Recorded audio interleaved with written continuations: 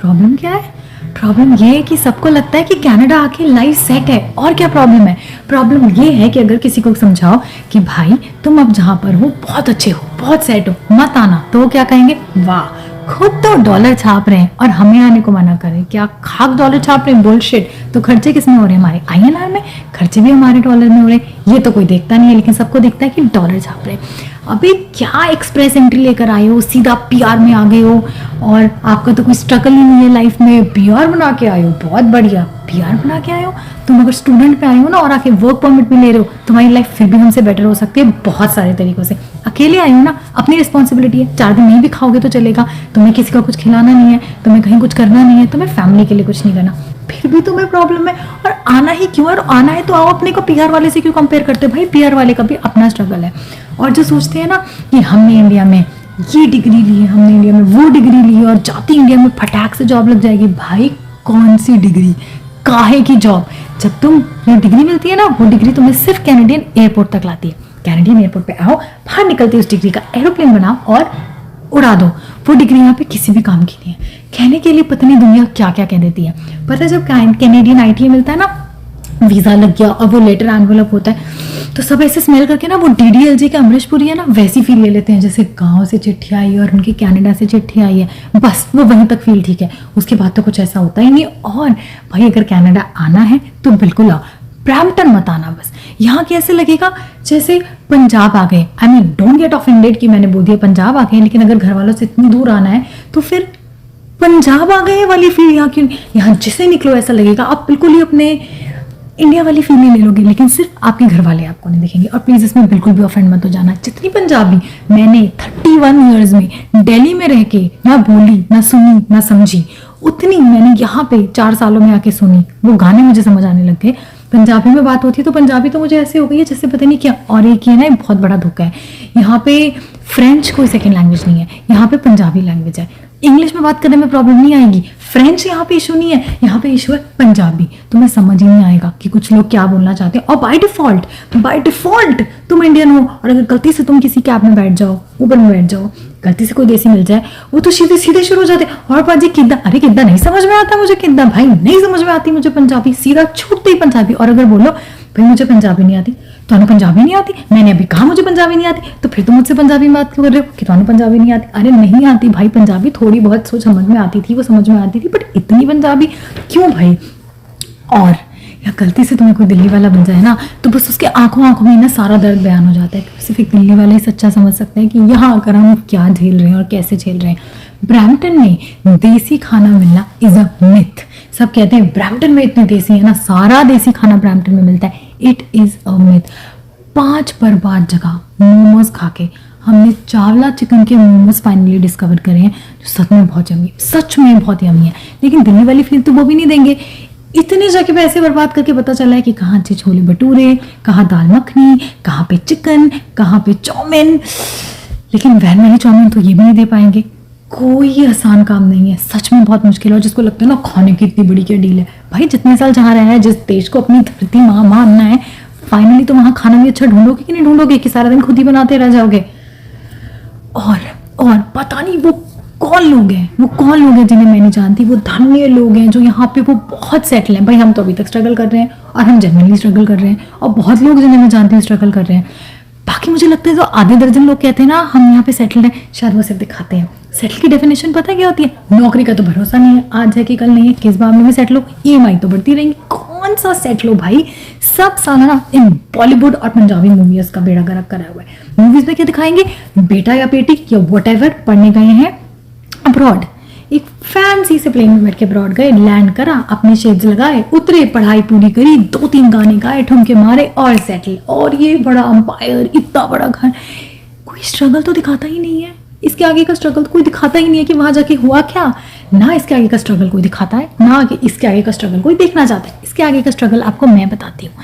Canada जब आप आए हैं ना, इसके आगे आपका रेंट, इसके आगे आपका खाने का जो आपको समझ में नहीं आता, रहना, यहाँ का कल्चर जरूरी है सिर्फ फ्रेंच इंडियन का, इंडो कैनेडियन कल्चर यहाँ पे पंजाबी कल्चर ये भाई नहीं समझ में आता। आप कनाडा आए या कभी भी अब्रॉड गए हो, सीधा बड़ी कंपनी में जॉब लग जाती है। कौन सी मूवीज हैं? कौन सी ऐसी जगह है जहाँ पे सीधा जॉब लग जाती है भाई? मुझे बताओ, मैं भी वहाँ जाना चाहती हूँ सीधी, बिल्कुल एयरपोर्ट दोबारा चली जाऊंगी और उतर के वहाँ चली जाऊंगी जहाँ पे बिल्कुल सीधी मेरी जॉब लग जाए। घर का रेंट, EMI, तो प्रॉब्लम, इंटरेस्ट रेट बढ़े तो आपकी EMI बढ़े, और अगर आप घर नहीं खरीदते हैं, अभी आपने घर नहीं खरीद रखा तो इंटरेस्ट रेट बढ़ा तो आपका रेंट भी बढ़ जाएगा। क्यों? क्योंकि लैंडलॉर्ड ने तो EMI पे करनी है। भाई मेरी क्या गलती है? मेरी अर्निंग पावर थोड़ी बढ़ी है इंटरेस्ट रेट बढ़ने से, मैं तो उतना ही कमा रही हूँ जितना पहले कमाती थी, राइट? पर नहीं, किसी को ये नहीं समझ आता। और जो लोग हैं ना, जिनका कनाडा में 1 मंथ रहने के बाद एक्सेंट निकल आता है, oh you know I was living in Toronto, अब एक केड़ा एक्सेंट, इतने साल भी यहाँ रह लो फिर भी कोई एक्सेंट नहीं निकलता। पता नहीं कौन से बेकार के फालतू एक्सेंट लेके दुनिया घूम रही है, या 10 सालों में नहीं। अब अगर इसका एक्सेंट निकले कॉलेज जाकर तो समझ में आता है, ये इतने सालों से मेरा कैसे निकल आएगा भाई? 31 साल में मेरी अपनी कैसे इंडियन लैंग्वेज चेंज हो जाएगी? जो मेरी इंडियन इंग्लिश है वो कैसे बदल जाएगी? सारी जिंदगी पारक बोलने वाले लोग यहाँ के भाग बोलने लगते। क्यों भाई? तुम्हें पारक बोलने में शर्म आ रही है? जो सारी जिंदगी बोलते थे वो बोलो, क्या प्रॉब्लम है तुम्हें? बोल ही क्यों रहे हो भैया इंग्लिश इतनी ज्यादा? कौन चाह रहा है तुमसे इतनी इंग्लिश बोलो? कभी किसी को बोलते वक्त सुन लोगे ना, कभी खुद को भी बोलते वक्त सुन लोगे ना जैसे इंग्लिश में तुम बात करते हो, तो मैं खुद पे शर्म आ जाएगी कि हम क्या करें। शायद अपनी चप्पल उठा के अपने सर पे मारने लगोगे। सोशल सर्कल की तो बात ही मत करो। सोशल सर्कल की यहाँ इतनी वाट लगी पड़ी है कुछ खुशनसीब लोग जिनका सोशल सर्कल बन गया है, वो मिलते हैं, घूमते हैं, वॉटेवर फलाना ढमकाना। भाई हमें तो जो सेटिस्फैक्शन मिलती थी अपने दोस्तों से बातें कर, वो सोशल सर्कल तो यहाँ है नहीं। जब तक उनको दिन भर बता ना दिया जाए तुम्हारी जिंदगी में क्या हुआ है, वो सेटिस्फैक्शन कहाँ से लाए भैया? यहाँ आने के बाद कॉल्स दिन से हफ्तों से महीनों से पता नहीं कब कितना टाइम बन जाता है और दोस्तों से बात होती है, लेकिन असली दोस्त वही है जिनसे जब बात जहाँ रुकती है वहीं से दोबारा शुरू हो जाती है। कितना भी गैप आ जाए लेकिन वो बॉन्डिंग नहीं होती। लेकिन तुम्हारे दिमाग में फ्रस्ट्रेशन तो है ना, दोस्त है, करेक्ट। अपनी फ्रस्ट्रेशन कहाँ निकालो? किस में निकालो? खुद से बातें करो, अकेले बातें करो। ऐसे बंदा बैठे बैठे परेशान हो जाता है। अब इतना सोच लो कि अगर हम दोस्तों को इतना मिस करते हैं तो अपने घर वालों को कितना मिस करते हो गए। सच में तरस गई आंखें भाई। वीडियो कॉल पे कब तक मम्मी पापा भाई बहनों को देख कर खुश होते रहोगे? कब तक? मन तो करता है ना उन्हें गले से लगा लो, उनको बोलो यार ये बना के खिला दो। खुद ही मम्मी बने पड़े हैं। पहले तो इंडिया में बोलते थे मम्मी ये खाना है, मम्मी पता नहीं क्या खाना है। अब यहाँ वो जो पता नहीं है ना, वो बनाने में मौत आ जाती है। क्या बनाना है पता नहीं कौन सी डिश है भाई, ये पता नहीं। जब छोटे थे, छोटे भी छोड़ो यार, जब इंडिया में थे तभी बोलते थे पता नहीं, कुछ समझ में नहीं आ रहा, कुछ भी बना लो। कुछ भी इतना मुश्किल है बनाना। मैं बाय गॉड बता रही हूँ, थक गई हूँ कुछ भी बना कर, इतना ज़्यादा मुश्किल है। अब मैं कुछ भी बनाने से पहले क्या करती हूँ, मैं सीधा अपने 4 साल के बेटे से पूछती हूँ क्या खाना है। वो मुझे आइडिया देता है। मेरे दिमाग में आइडिया भी आने बंद हो गए कि क्या बनाना चाहिए। कुछ भी, माय गॉड। पहले एक गिलास पानी का किचन से लाने में हालत खराब हो जाती थी। अब देखो, अब खुद ही सब बने हुए, काम वाली भाई भी तुम हो, कपड़े धोने वाले भी तुम हो, सब कुछ खुद काम करे। और जो अभी भी हेटर्स हैं या जो भी चीज़ ऐसे बोलेंगे ना, अपना काम करने में क्या प्रॉब्लम? नहीं है भाई प्रॉब्लम, लेकिन जब इंडिया में ऑप्शन था तो नहीं करते थे। अब यहाँ करना पड़ रहा है तो प्रॉब्लम हो रही है। उसमें आपको क्या प्रॉब्लम है कि मुझे प्रॉब्लम हो रही है? वो तो मेरी फ्रस्ट्रेशन, वो तो मेरी प्रॉब्लम। भाई मेरी फ्रस्ट्रेशन तो मेरी रहने दो ना, वो तो कहीं मत लेके जाओ। और भाई जो इंडिया में कमाते थे ना, अब अब्रॉड जाएंगे, ये करेंगे वो करेंगे, ये सेविंग के हिसाब से कमाते थे। यहाँ क्यों कमाते हैं? सेव करो। क्यों? इंडिया जा सकते हैं। इंडिया जाने के लिए टिकटें देखो, इतनी महंगी टिकट।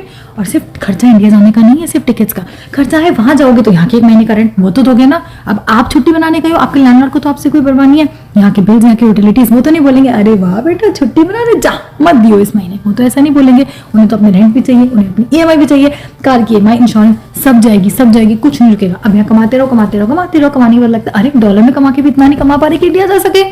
क्या कमा रहे हैं फिर? इंडिया में रह के भी इतना कमा लेते थे कि अब्रॉड घुमाते थे। अब डॉलर में, यहाँ पे डॉलरों में कमा के भी इतना नहीं कमा पा रहे कि इंडिया चले जाए। बहुत खर्चा है। और ऐसा भी तो नहीं है ना खाली हाथ लटका के चले गए, हम इंडिया आ गए। कुछ तो लेके जाओगे भाई, खुद का भी माने, घर वाले नहीं मानते, हमारा तो माने ना। उनके लिए कितनी चीजें करें, कैसे करें, कहाँ से करें? कोई मुझे बता दो कि कैसे। जब इतना सारा खर्चा टोटल कर लेते ना, तो उसके बाद लगता है क्या यूं हमारा।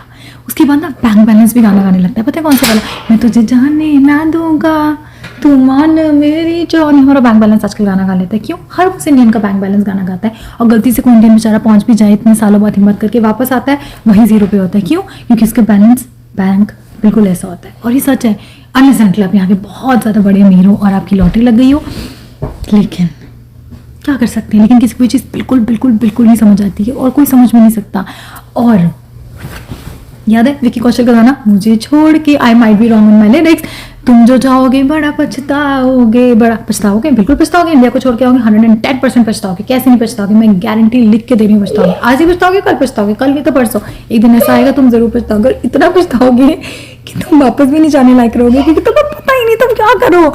और ये सबसे ना मन भराओ, अगर किसी का भी, तो एक काम करो, ग्रोसरी लाओ, कपड़े दो, सफाई करो, सब करो, सब करो, जब तक तुम बिल्कुल ही पागल ना हो जाओ, क्योंकि यही तुम्हारे दोस्त निकले कि तुम क्या करोगे, कहाँ से लाओगे, क्या करोगे, कौन सा सोशल सर्कल। भैया बंदा इतना परेशान हो जाता है ना, ये बंदा सब सोच सोच के, लेकिन सबको क्या लगता है, क्या लगता है, जितने भी लोग बाहर हैं, जो आपके कुछ स्पेशल रिश्तेदार होते हैं, जो आपके कुछ स्पेशल आस पड़ोसी होते हैं, फलाने की लड़की तो अभी गई थी, बड़ी जल्दी सेटल हो गई, हमारी गुड्डू तो 4 बार, तुम्हारी गुड्डू लग के गई 4 बार 10 बार, तुम्हारी गुड्डू की तो ना 10 बार चक्कर लगा के गई हो, हमें क्या, तुम्हारी गुड्डू को हमारे घर में क्यों घुसाते हो तुम, हमारे माँ बाप को दिमाग क्यों खराब करते हो तुम, जो किया उसने करा। हर एक का स्ट्रगल इंडिविजुअल होता है, अगर आपको इतना नहीं समझ आता तो एक चीज कर लो, अपना मुंह बंद कर लो भाई, सबका स्ट्रगल अलग होता है। प्लीज अपनी गुड्डू को अपने घर में रखो, अपनी गुड्डू को हमारे घर में घुसा के हमारे घर वालों को दिमाग मत खराब करो।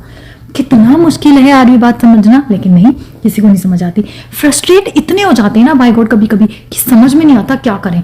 मतलब थोड़े दिन अगर बात ना करो ना तो अपने तो समझ आते हैं, लेकिन जिनको नहीं समझना चाहिए वो क्या बोलेंगे, बड़े लोग कनाडा बैठे हैं, डॉलर छापने में बिजी हो, क्यों बात, कौन से डॉलर छाप रहे भाई, आज और छाप लो, आओ और छापो, मेरी तरफ से मेरे वाले भी छाप लो, तुम ही छाप लो। मतलब बंदा परेशान हो सकता है, बंदे को टेंशन हो सकता है, बंदे को स्ट्रेस हो सकता है, नहीं वो नहीं हो सकता, तुम्हें क्यों स्ट्रेस हो, तुम कनाडा रह रहे हो, तुम बाहर रह रहे हो, तुम्हें नहीं स्ट्रेस हो सकता, तुम तो अब्रॉड हो। अभी अब्रॉड है तो अब्रॉड में स्ट्रेस नहीं हो सकता क्या, अब्रॉड में टेंशन नहीं होती। मैं कहती हूँ सबसे ज्यादा टेंशन ही उन्हें होती है जो अब्रॉड में रहते हैं, ना अपने घर वालों के पास होते हैं, ना अपने कल्चर के पास होते हैं, ना अपनी सोसाइटी के पास होते हैं। अब ये तो मत बोल देना तुम गई क्यों थे, गई तो बहुत कुछ सोच के थे, लेकिन परेशानी क्यों, तो यहाँ से भाग थोड़ी ना जाएंगे। देखो भाई, फ्रस्ट्रेशन सबकी अपनी अपनी जगह है, राइट। ये कंट्री इतनी भी बुरी नहीं है, तुम्हें ये बात समझ आए तो ठीक, वरना आ जाओ कनाडा, डॉलर छाप लो तुम भी।